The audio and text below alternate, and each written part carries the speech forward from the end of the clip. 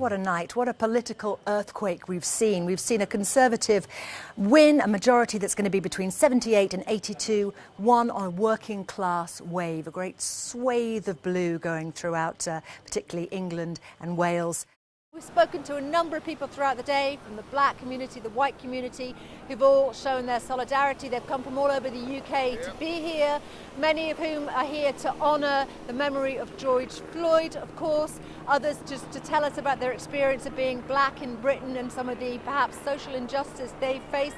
Well, it was like a kind of Parliament the musical, wasn't it? You saw some of the scenes yourself, didn't you? So you know that there was singing, there were all the political songs, there was Labour's Red Flag, there was Jerusalem, there was Flower of Scotland, even Bread of Heaven, and there was heckling as well, wasn't there? What's the background to this? Well, Ronaldo and Catherine Mayorga met in Las Vegas in the summer of 2009. Now, she was working at the time as a model in the nightclub Rain, and photos from that night show her talking with the football star.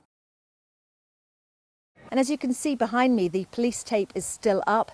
The crime scene here very much ongoing, with detectives continuing their inquiries. Victoria Smith, ITV News.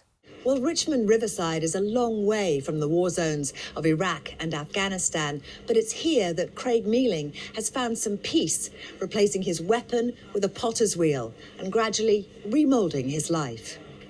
Victoria Smith, ITV News, Richmond. Hello, I'm Victoria Smith, here with the latest from Forces News. The Duke of Sussex is urging military veterans to share their skills with the NHS while the coronavirus pandemic continues.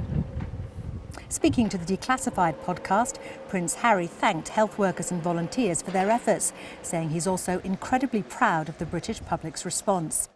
Well, this is one of the sheds that the prisoners would have been housed in. There are some 30 sheds like this here on the site. And along the walls here, there would have been bunk beds, we think, some 2 or 3 tiers high. And also there's evidence of a chimney, which would have brought some heat into their living accommodation. British Forces News correspondent Victoria Smith reports on a programme pairing veterans with retired racehorses. Take a look. Working here, the veterans with the horses gives them something they haven't experienced for a long time.